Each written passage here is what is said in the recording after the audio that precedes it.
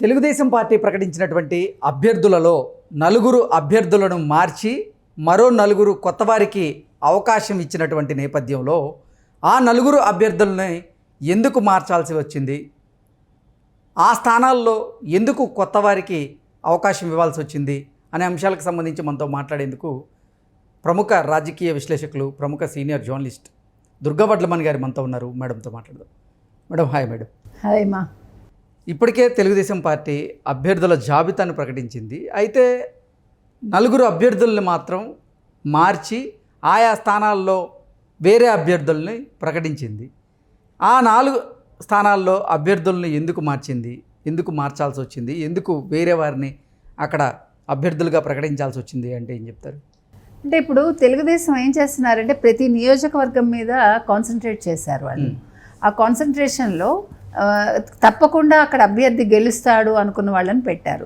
ఇంకొక విషయం ఏంటంటే మనకి తెలుగుదేశం, జనసేన, బీజేపీ ముగ్గురు మనకి కలిసి పోటీ చేస్తున్నారు. ముందుగా బీజేపీ వీళ్ళతో చేరనప్పుడు వీళ్ళు కొన్ని సీట్లు కేటాయించుకున్నారు, జనసేనకు కొన్ని, వీళ్ళకి కొన్ని. సో ఆ కేటాయించిన దాంట్లో జనసేన తర్వాత బీజేపీ చేరటంతో వాళ్ళు ఒక 3 స్థానాలు తగ్గించుకున్నారు ఎమ్మెల్యేలది, ఒక స్థానం ఎంపీది తగ్గించుకున్నారు. ఆ విషయంలో జనసేన పవన్ కళ్యాణ్ గారు చాలా ఉదారత చూపించుకున్నారు. అయితే ఇప్పుడు మనం చెప్పుకుంటున్న ఇప్పుడు ఉండి నియోజకవర్గం ఏదైతే ఉందో రఘురామకృష్ణరాజు గారు, మనం ఫస్ట్ నుంచి నరసాపురం ఎంపీగా వారు పోటీ చేస్తే బాగుండని మన అందరూ కోరుకున్నారు, ప్రజలు కోరుకున్నారు, మీడియా కోరుకుంది, ప్రతి ఒక్కళ్ళు ఆయనకి ఇస్తే బాగుంటుంది అన్నదే ప్రతి ఒక్కళ్ళ ఉద్దేశం.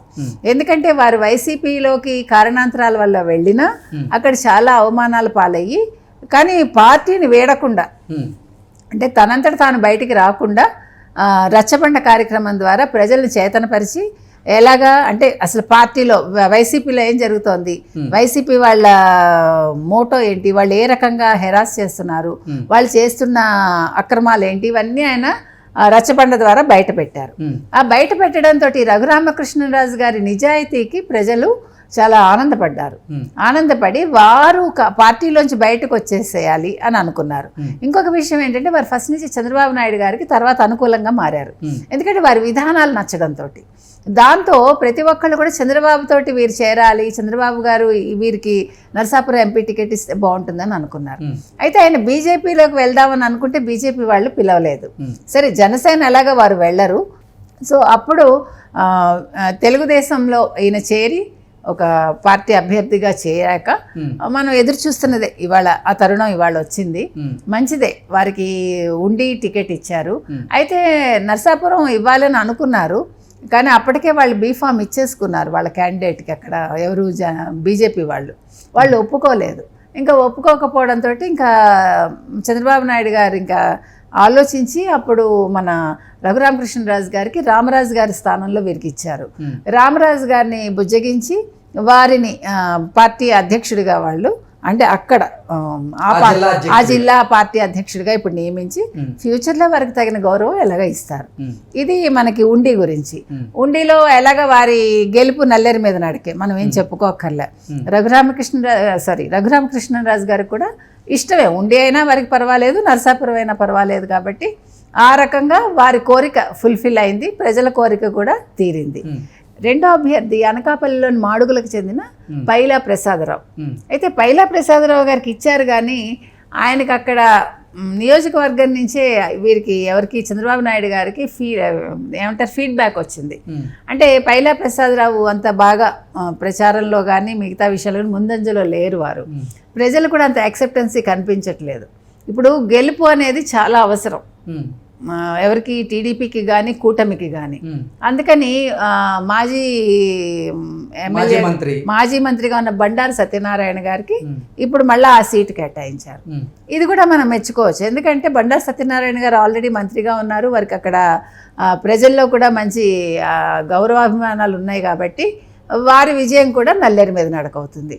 ఇక తర్వాత చూసుకుంటే మూడవ అభ్యర్థి సత్యసాయి జిల్లా మడకసిరకు చెందిన అనిల్ కుమార్.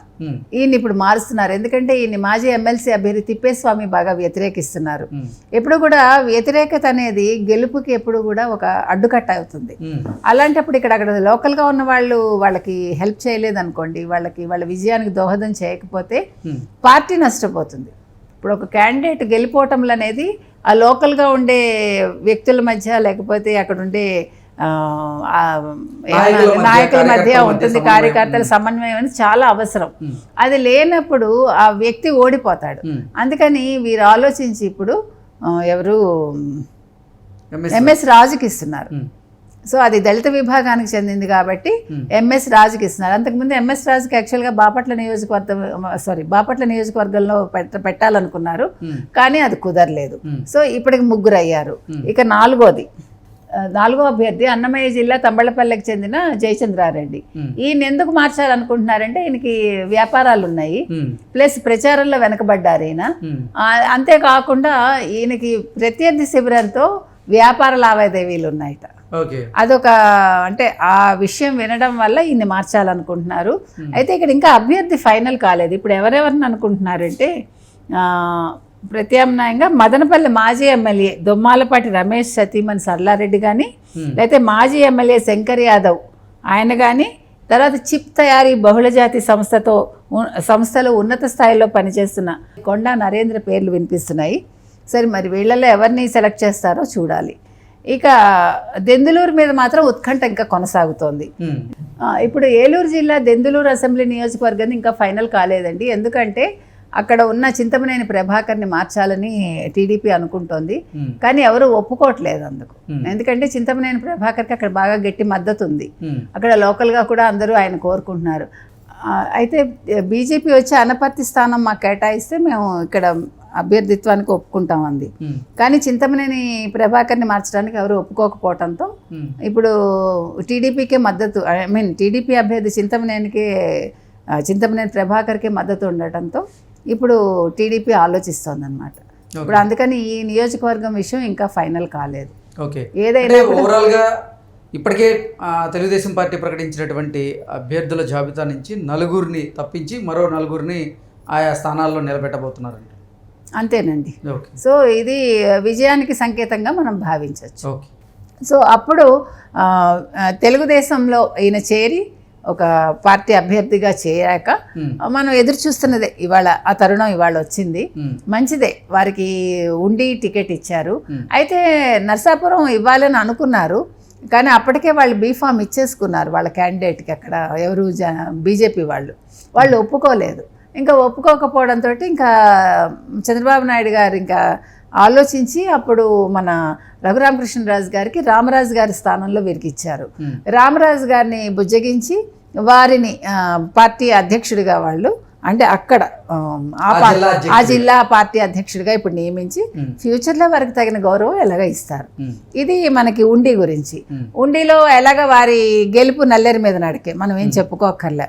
రఘురామకృష్ణరాజు గారికి కూడా ఇష్టమే, ఉండి అయినా వారికి పర్వాలేదు, నరసాపురం అయినా పర్వాలేదు. కాబట్టి ఆ రకంగా వారి కోరిక ఫుల్ఫిల్ అయింది, ప్రజల కోరిక కూడా తీరింది.